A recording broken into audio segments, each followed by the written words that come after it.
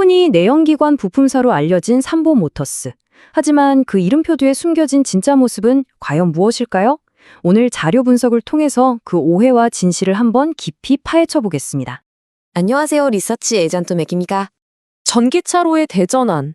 많은 투자자들이 이런 질문을 던집니다. 내연기관차의 심장인 엔진과 변속기 부품을 만들던 회사들. 이제 정말 사라질 운명일까요?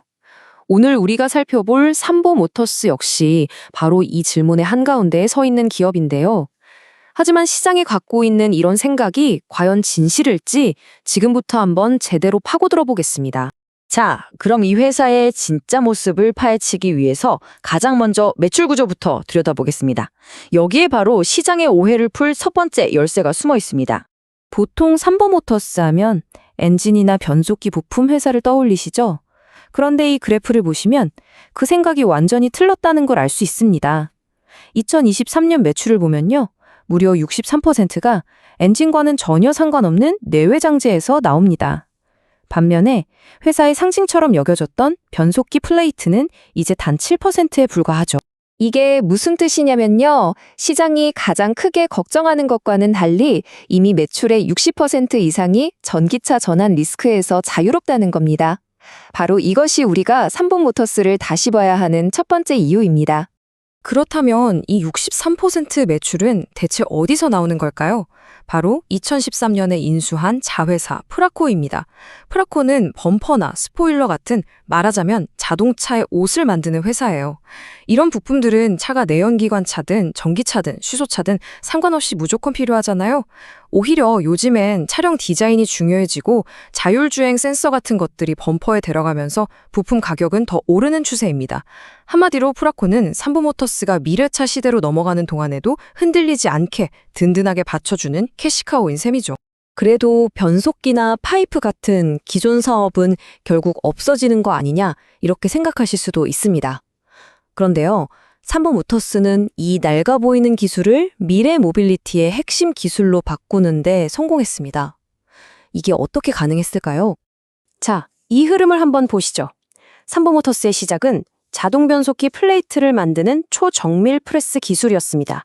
이 기술력 하나로 국내 시장의 85%를 장악했었죠.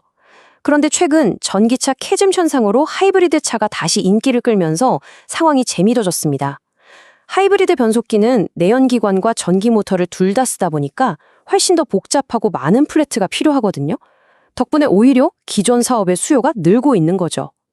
그리고 가장 중요한 점은 바로 이 정밀 프레스 기술이 수소차와 전기차의 가장 핵심적인 부품을 만드는 기술의 기반이 된다는 겁니다. 이 슬라이드가 그 변화를 아주 명확하게 보여줍니다. 변속기 플레이트를 찍어내던 프레스 기술은 이제 수소차의 심장, 즉 연료전지 스택의 핵심 부품인 금속 분리판을 만드는 데 쓰이고요. 엔진 냉각수를 돌리던 파이프 기술은 전기차 배터리에 열을 식히는 배터리 쿨링 시스템으로 진화했습니다. 그러니까 과거의 기술이 사라지는 게 아니라 더 높은 부가가치를 가진 미래 기술로 멋지게 옷을 갈아입고 있는 겁니다. 자, 지금까지 사업 구조가 어떻게 바뀌고 있는지 살펴봤습니다. 그렇다면 이런 변화가 실제 기업 실적에는 어떻게 나타나고 있을까요? 이제부터는 숫자를 통해 이 기업의 진짜 가치를 확인해 보겠습니다.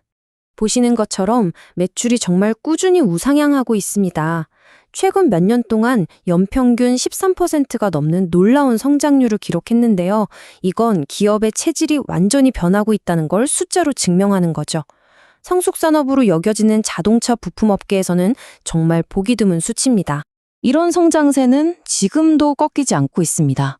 2024년 3분기까지 쌓인 매출만 봐도 벌써 1조 2,600억 원을 훌쩍 넘겼습니다. 보통 3분기가 자동차 업계 비수기인데도 성장을 했다는 건 그만큼 해외 법인들이 잘해주고 있다는 뜻이거든요. 이 추세라면 연간 최대 실적 경신은 거의 확실해 보입니다. 그런데 이렇게 잘 성장하고 있는 회사의 주가는 어떨까요? 여기서 핵심 포인트가 나옵니다. PBR, 주가 손 자산 비율이 0.32배에 불과합니다.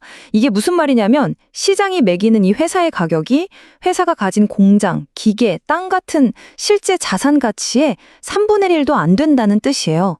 극단적으로 말해서 회사가 지금 당장 사업을 다 줬고 자산을 팔아서 주주들한테 나눠줘도 현재 주가의 3배는 돌려줄 수 있다는 계산이 나오는 거죠. 수익성 면에서 봐도 마찬가지입니다. PER, 즉 주가 수익 비율이 4.7배밖에 안 됩니다. 벌어들이는 이익에 비해서 주가가 얼마나 평가받는지를 보여주는 건데 동종업계 평균이 10배가 넘는 걸 생각하면 수익성에 비해서도 주가가 절반 이하로 엄청나게 싸다는 뜻입니다. 다른 회사들이랑 비교해보면 이 저평가 상태가 더 명확해집니다. 성우하이텍과 함께 업계에서 가장 저평가된 그룹에 속해 있고요. 램프처럼 수익성이 좋은 사업을 하는 SL과 비교하면 거의 절반 수준의 평가를 받고 있죠. 지금까지 본 성장성과 미래 기술 전환 가능성을 생각하면 현재의 가치 평가는 상당한 괴리가 있어 보입니다. 자, 그렇다면 앞으로의 기회 요인은 무엇이고 또 우리가 주의 깊게 살펴봐야 할 리스크는 어떤 것들이 있을까요? 마지막으로 이 부분을 정리해 보겠습니다. 가장 큰 기회는 바로 이 글로벌 확장입니다. 미국의 IRA 같은 보호무역주의에 대응하려고 테네시주에 직접 공장을 짓고 있고요. 포스트 차이나로 불리는 인도 시장에도 이미 진출했습니다. 기존에 있던 체코, 멕시코 공장까지 더해서 전 세계 주요 자동차 시장을 다 커버하는 생산 네트워크를 완성한 거죠. 한 분석 보고서에서는 현재 삼보모터스의 상황을 이렇게 표현했습니다. 하방은 제한적이고 상방은 열려있는 비대칭적 기회. 이게 무슨 말이냐면 현재 극심한 저평가 상태가 주가가 더 떨어지는 걸 막아주는 안전판 역할을 하는 반면 앞으로 수소차나 전기차 부품 사업에서 성과가 나오기 시작하면 주가가 크게 오를 잠재력은 활짝 열려 있다는 의미입니다. 물론 리스크도 있습니다. 미국 대선 결과에 따라서 관세 정책이 어떻게 바뀔지가 가장 큰 변수고요. 또 주요 고객사인 완성차 업체에서 노조 파업이 일어나면 단기적인 매출 타격은 피할 수 없습니다. 아직 부채 비율이 아주 낮은 편은 아니라서 고금리가 계속되면 이자 비용이 부담될 수 있다는 점도 염두에 두어야 합니다. 정리하자면 삼보모터스는 시장의 생각과는 달리 안정적인 캐시카우를 기반으로 미래 모빌리티 기업으로 성공적으로 변신하고 있습니다. 그 성과가 실적으로도 나오고 있지만 가치는 여전히 저평가 영역에 머물러 있죠. 오늘 살펴본 내용이 이 기업을 이해하시는 데 도움이 되셨기를 바랍니다. 마지막으로 본 분석 자료는 정보 제공을 목적으로 하며 특정 종목에 대한 투자 권유가 아님을 다시 한번 말씀드립니다. 지금까지 리서치 에이전트 맥이었습니다.